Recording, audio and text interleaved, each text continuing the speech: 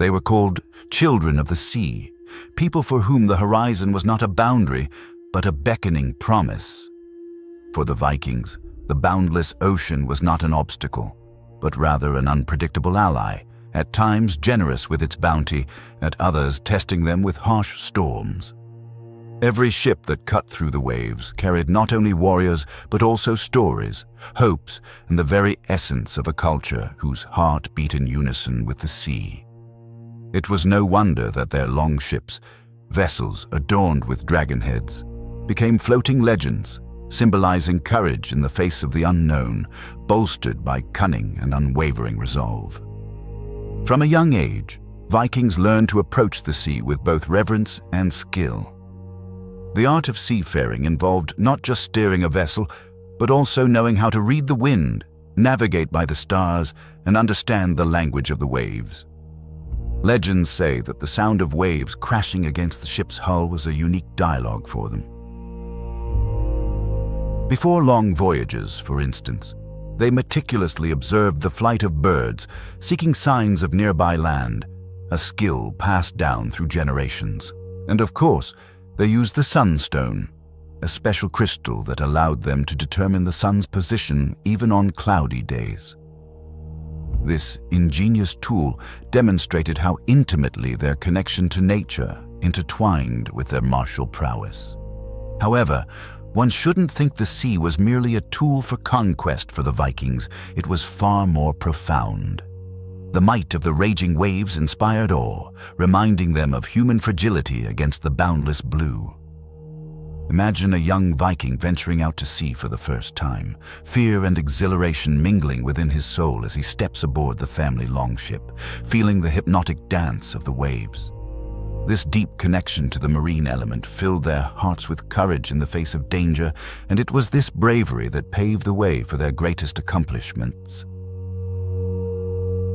At the heart of this saga stands Ulrich, whose name echoed through the fjords like a living legend. His hair, as fair as the midday sun, reflected the dawn's glow, and his eyes, as blue as the sea itself, captured the spirit of waves and sky with a single glance. To his people, Ulrich was not merely a seafarer, he was a guide, a bridge between land and the boundless ocean. His presence radiated confidence, and everyone who sailed under his command knew they were in safe hands. For Ulrich didn't just know the sea, he lived in complete harmony with it. Stories of Ulrich were told around bonfires, serving as an example to emulate. From a young age, he displayed an almost preternatural ability to sense the mood of the waters. Once, when everyone doubted whether to venture out to sea due to unpredictable winds, Ulrich, observing the gulls and clouds, predicted that the approaching storm would be but a fleeting squall. They trusted him, and the catch that day surpassed all expectations. This incident solidified his reputation as a leader whose intuition seemed a gift from the gods. But what truly set Ulrich apart was the genuine respect he held for both the sea and his people. For him, the ocean was not a territory to be conquered, but rather an entity demanding understanding. He often repeated that the sea possessed a soul, and sailing upon it was akin to dancing to an unseen melody. His charisma and wisdom made him a figure of admiration and reverence, even among the most seasoned seafarers. And deep down, everyone felt that Ulrich would lead them not only to distant shores, but to discoveries that would forever change their lives. They called themselves Vinja, which in the ancient tongue meant children of wind and waves. This name was not just a title, but a declaration of who they were. The Vinja village, named Drejord, was nestled in a secluded haven, sheltered by mountains and fjords, where the wind danced freely and the waters were ever restless. Legends say the village was founded by survivors of a terrible storm who found refuge here when all seemed lost. Since then, the sea and wind became for them not merely natural elements, but divine protectors, demanding mutual respect. The Vinja culture was inextricably linked to the ocean. Every morning, even before sunrise, Fishermen gathered to offer songs of gratitude to the waves, praying for bountiful catches and safe returns. From a young age, children learned to handle small boats, competing in races that were both entertainment and instruction. The art of building ideal longships, light and nimble, was considered the highest form of craftsmanship. When each vessel was launched, a solemn ceremony was held where all villagers gathered to touch the wood and whisper blessings, praying that the boat would always find its way home. However, the Vinja's connection to the sea extended beyond mere survival or tradition. They deeply believed that the ocean possessed its own soul and revealed its secrets only to those who treated it as an equal. The wind, they said, carried tidings from distant lands, and the waves held stories of ancient times. The elders recounted that Ulrich, the chieftain of the Vinja, could converse with the sea, understanding its whims and deciphering its messages. Perhaps it was this spiritual bond that made them so special, or perhaps it was simply the result of centuries of living in harmony with nature's most untamed forces. Night's gloom enveloped the world in impenetrable darkness, stripping the sky of even a hint of starlight, and the roar of the waves sounded like an ominous warning. Ulrich and his brave crew, on their quest aboard their Vinja longship, cut through waters teeming with mysteries, striving to discover new lands. The silence among the warriors was almost palpable, broken only by the creaking of the longship's hull, like the sighs of an old sea wolf. Suddenly, an icy gust of wind swept across the deck, causing everyone to exchange wary glances. Ulrich, his gaze filled with foreboding, raised a hand, calling for silence. Something had shifted in the very atmosphere, as if the sea had changed its temper, and then, from the depths, a colossal shadow emerged, gliding beneath the water with the terrifying grace of a creature out of this world. The mesmerized crew watched as the silhouette surfaced, revealing the legendary Kurmungandr, the world's serpent. Its scales shimmered with an ethereal light in the pale moonlight, and its eyes, as deep as the abyss itself, seemed to study the mortals who dared to intrude upon its domain. There was no rage in its movements, only the majestic presence of a being aware of its awe-inspiring form. Ulrich, with a feeling balancing between awe and caution, gave the order not to move. Holding their breath, the crew watched as the serpent continued its journey, its colossal body writhed in the waves with an almost hypnotic tranquility. Time seemed to stand still. Finally, as it disappeared beyond the horizon, it left behind only the churning sea, and in the hearts of the men, a mixture of relief and reverent dread. Ulrich, however, remained in deep contemplation.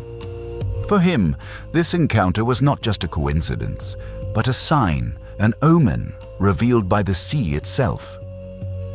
After many days of sailing, a favorable wind carried them to new shores. In the distance, Ulrich and his warriors saw land with mountains covered in lush greenery and vast, inviting fields. The new land promised to be fertile and unexplored, where the soil seemed to pulse with life, and a sense of prosperity hung in the air. Ulrich's gaze, however, was distant. Despite the excitement of the moment, the image of the serpent remained in his mind, like an unsolved riddle. He couldn't shake the feeling that something more profound lay hidden, something beyond what was visible. Upon landing, Ulrich's people began to explore the area, examining the soil, climate, and vegetation. The land proved fertile, and the abundance of fresh water seemed ideal for establishing a settlement. The first seeds were planted, and it soon became clear that this land could sustain and provide for the Vinja people. But while his people toiled, Ulrich, lost in thought, wandered alone along the shore, watching the waves break upon the sand. He felt that the sea had left something here, as if this land was mysteriously connected to the serpent. As the settlement began to take shape, Ulrich understood that he could not ignore what resided in the ocean's depths. He felt a strange, almost spiritual connection with the world serpent. It seemed that it had appeared to him not by chance, but to guide him, to indicate that this land was not just a new home, but a key to something greater. The wind and waves seemed to whisper in his ear, urging him to continue his journey, to delve deeper into the meaning of his connection with the sea. The settlement was only just beginning to be built, but Ulrich knew that the true test was yet to come. Once the settlement was established, Ulrich decided to leave some of his people on the new land to protect and cultivate the region, while he, with the rest, would return to their home village. Now it was time to select the strongest and most willing to cross the sea again to join him in this new promised land. The return journey promised to be calmer, without the perils of uncharted waters, but a troubling premonition lingered with Ulrich. With each stroke of the oar, with each glance at the horizon, he couldn't shake the feeling that something else awaited him, something connected to the world serpent. The return journey proceeded in profound silence, broken only by the lapping of waves against the longship's hull. Ulrich, lost in thought, gazed into the dark waters. He waited with a strange anticipation to see the colossal figure of Jörmungandr once more. Something told him that this had not been merely a chance encounter, but a sign, a message he still needed to decipher. But time passed, and the serpent did not appear. The sea seemed empty and silent, as if its majestic presence had been withdrawn. It was then that the wind shifted. Ulrich suddenly felt a chill run down his spine. The once calm waters began to stir, the waves churning as if something was about to rise from the depths. He looked around, but the serpent was nowhere to be seen. Yet, deep within, he felt the sea was warning him. Something was wrong. The Vinja village, his home, was in danger. This was not just an omen, but a real threat. The sea, as always, was communicating with him, and Ulrich did not know whether it was a warning or a summons to something greater that he would have to face upon his return. Ulrich's heart ached as the shore of Dry Jord finally came into view. An ominous premonition gripped him. Something was clearly amiss. The usually bustling horizon appeared deathly still, and the wind carried an ominous portent to him that he could not ignore. As they approached the shore, an eerie silence struck his eyes. On ordinary days, the village was filled with the sounds of life, joyful laughter, and the incessant chatter of merchants in the marketplace. Now, everything was frozen. The homes, once grand and welcoming, lay in ruins, reduced to piles of debris. The hearth fires that warmed the cold nights were extinguished, leaving behind only ash and decay. Disbelieving his eyes, Ulrich hastily disembarked and headed towards the settlement. The smell of burning lingered in the air, and signs of destruction were everywhere. The ground bore imprints of a furious struggle, yet no enemy bodies were in sight. The sense of all-consuming emptiness was almost physical. The houses had been plundered, personal belongings scattered in disarray, and the silence only deepened the sense of hopelessness. Only a few bodies lay on the ground, but there were clearly not enough to explain the scale of destruction. A lump formed in Ulrich's throat. Where were the rest of the villagers? While his people scoured the village in hopes of finding survivors, Ulrich felt anguish gripping his heart. What had happened defied explanation. There were no signs of a fierce battle, as if a swift, well-planned operation had occurred. Most troubling was the lack of any trace of the attackers. Where were the survivors? This was not like a raid by common brigands or enemies. It seemed something more sinister had taken place, something he couldn't comprehend. Doubt crept into his soul. The sea had warned him, but he had not grasped the true scale of the tragedy. What had truly transpired in Dry Jord? After long hours of searching, Ulrich and his people found no answers. The silence of the village, now a mere shadow of its former self, seemed impenetrable. There were no clues, no traces of survivors. Anxiety mounted, and Ulrich felt despair gripping him. He withdrew from his people, seeking solitude where the wind couldn't overhear his thoughts. Sitting on a stone, he gazed thoughtfully at the sea. The thought that something far greater was at stake haunted him. The sea, always his ally, now seemed to hold some secret, and he understood that he had to return to it. It wasn't about the survivors or immediate answers. It was about the omen. With a deep sigh, Ulrich rose and gave the order to prepare to return to sea. They set forth once more, but this time they had no specific destination, nor a set route, only the hope that the sea, in its boundlessness and mystery, held the key to unraveling what had happened. Silence once again settled as the waves carried the longship into the open sea. Ulrich felt something calling him, a certain force, almost imperceptible, yet irresistible. He knew he would not rest until he found the answer. And then, in a secluded place, where the sea seemed boundless and the sky dark, Ulrich saw a familiar silhouette, a colossal shadow gliding beneath the water. It was Jörmungandr, the world serpent, towering above him in all its majesty, its scales glowing with an otherworldly light. This time, he did not feel the same fear as before. He felt a deep connection with this creature, as if he had finally encountered a power that knew more than he could comprehend. The serpent rose from the depths, its golden eyes fixed on Ulrich, and in a voice that seemed to resonate within his very consciousness, it spoke, "Ulrich, son of the waters, the sea does not reveal its secrets at once. There are mysteries hidden deeper than mere seeking. The village escaped the worst fate, but those who were taken must make their own choices. Their path is a delicate balance between survival and demise.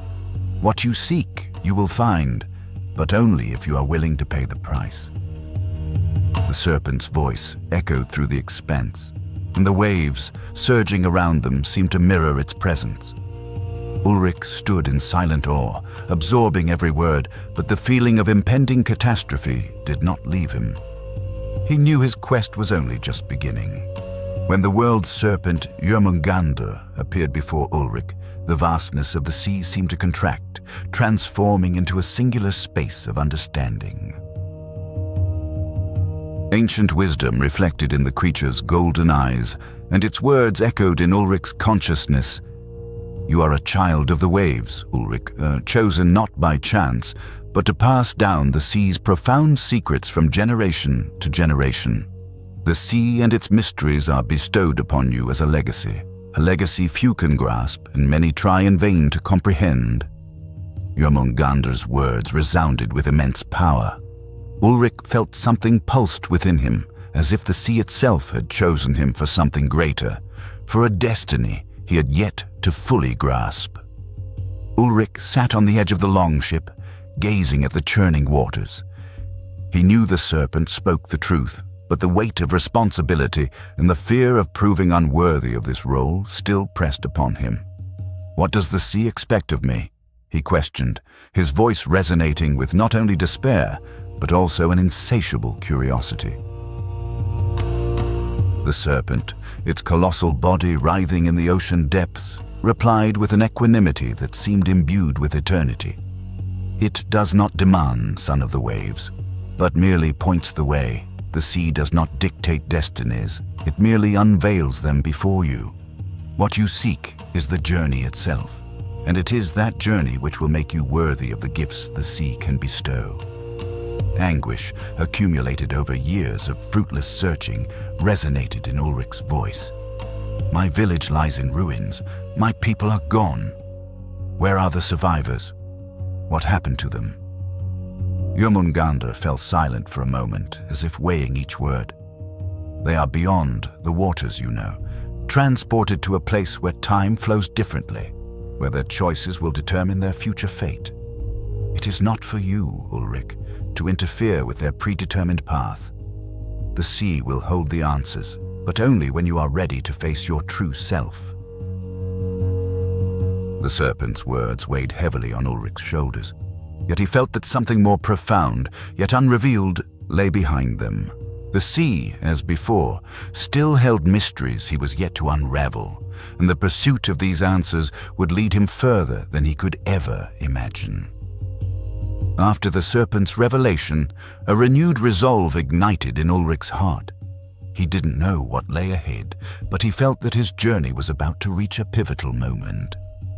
The island where his people languished was not just a remote place, but an impregnable fortress, surrounded by treacherous waters, a place where power seemed all-consuming, and the sea's presence, always their ally, now felt with a different, more oppressive weight. Ulrich gathered his warriors on their longships, swift vessels with sails as black as night itself, which cut through the sea waves with ease. He was determined to free his people from captivity, whatever the cost. Jörmungandr's words still echoed in his mind, but now they held no sway. His people needed him, and that was all that mattered. The passage to the island was fraught with tension. The sea seemed to rebel, testing the longship's resilience and challenging them. But Ulrich's strength and his warriors' skill allowed them to overcome the raging waves. When the island finally appeared on the horizon, rising as a grim silhouette against the somber sky, Ulrich felt his heart clench with foreboding. The castle, a stone citadel, loomed over the cliffs like an impregnable monster. But now, nothing could make him retreat. The objective was clear, and an overwhelming desire to save his people suppressed all fear. Upon reaching the shore, Ulrich and his warriors quickly disembarked from their longships. He understood that a frontal assault was impossible, so he decided to infiltrate the island, disguised as locals. Ulrich walked through the streets of the village surrounding the castle, observing everything carefully and noting every detail. The people were different from those he knew, but it was clear that something was amiss. Tension hung in the air, and a hidden anxiety was discernible in the eyes of the inhabitants. They seemed to avoid Ulrich's direct gaze, and some even whispered as he passed. But most of all, his attention was drawn to the glances furtively cast towards the castle. It seemed everyone feared this fortress, as if they knew something sinister lurked within its walls. Ulrich headed to a tavern where several locals had gathered to converse. He settled into an inconspicuous corner, listening intently to their conversations. Amidst nervous laughter and awkward glances, one woman almost casually mentioned that the captives were held in a secluded tower of the castle, away from prying eyes. Ulrich's heart quickened. So, his people were there. He understood that he needed to act cautiously, but now the answers were within reach. Ulrich silently rose, confident that his mission was about to enter a new phase. The castle was near, and the fate of his people was about to be decided. With the information gathered, Ulrich returned to the sea with his warriors, his heart filled with resolve. The island proved to be a hostile place, and the number of captives was fewer than he had anticipated, yet the situation remained desperate. A mere 30 people, including adults, elders, and children, were held captive, while the enemy army outnumbered his own forces tenfold. Ulrich understood that a severe test awaited them, but a memory of the boat races he and his friends played as children came to his mind. In those games, it wasn't strength that mattered, but speed and the ability to maneuver the boat in critical moments. This was precisely what he decided to apply now, a bold strategy based on agility and speed to evade the enemy siege. However, before the assault, a clandestine rescue had to take place. Under the cover of night, Ulrich and his warriors, like shadows, moved stealthily between the castle walls, using ropes to ascend the cliffs unnoticed. They infiltrated the tower where the captives were held. No sound was heard save for the wind piercing the night and the rapid beating of their hearts. They found the captives bound and in terrible condition, and this sight pierced their hearts like a sharp knife. The children trembled with fear, and the adults were exhausted, but still alive. Ulrich signaled his warriors to untie the captives. The operation demanded extreme caution to avoid raising an alarm. When the last captive was freed, Ulrich felt a sense of relief, but he knew the hardest part was yet to come. Ulrich's strategic mind and his team quickly devised a plan. Drawing on their youthful experience of racing on the waves, they decided to disperse to mislead the enemy. The essence was to create false directions of movement, utilizing the high speed of the longships. This was meant to deceive the enemy army and make them believe the Vikings were splitting up. Ulrich trusted his warriors' intuition and realized that, despite the enemy's numerical superiority, their speed and knowledge of the sea routes would be a decisive advantage. At the appointed hour, the longships, like arrows, sped across the waves, leaving the island behind. Favorable currents and winds were on their side, and the enemy, less skilled in seafaring, seemed to be losing ground. However, the joy of their initial success was short-lived. Looking back, Ulrich noticed that enemy ships were rapidly approaching. The pursuit intensified. The advantage the sea had granted them was diminishing before their eyes, and even with all the longship's speed, the enemy relentlessly closed in. The sounds of horns and battle cries echoed through the air, signaling that the enemy army was preparing a coordinated attack. Ulrich felt the weight of responsibility, for there were 30 captives aboard, weakened and exhausted, who could not be sacrificed. His warriors, despite the mounting tension, showed no fear and were ready for battle. The sea was testing them again, but this time the wind seemed less favorable. The pace of the chase increased with every minute, and Ulrich knew that if they couldn't break away, inevitable doom awaited them. Despite the longship's skill and maneuverability, the numerical superiority of the enemy army was making itself felt, and Ulrich realized that losses would be unavoidable. One of his longships sustained severe damage from a coordinated attack, its hull pierced by enemy spears. The damage was critical, and the ship began to slowly sink, and the wounded warriors desperately fought for survival. Ulrich watched with a heavy heart, understanding that the battle was only just beginning.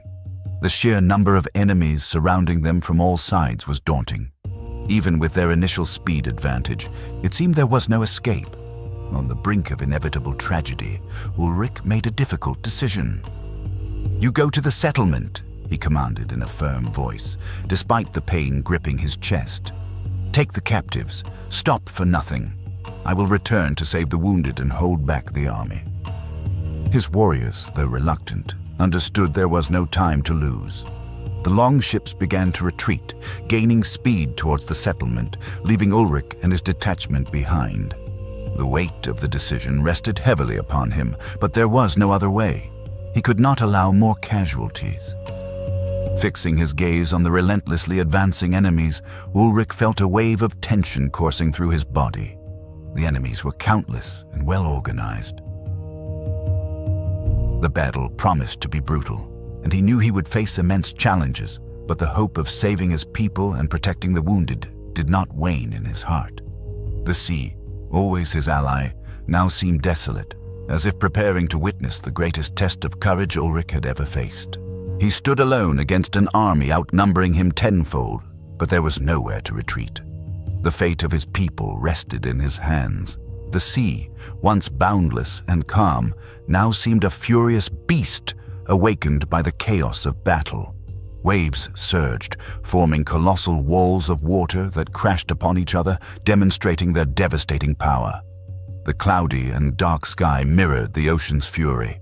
Ulrich, not taking his eyes off the enemy, barely reacted when a monstrous wave separated them.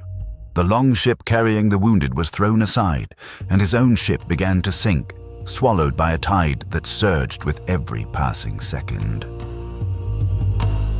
His warriors desperately tried to maintain control of the ship, but Ulrich sensed defeat drawing near.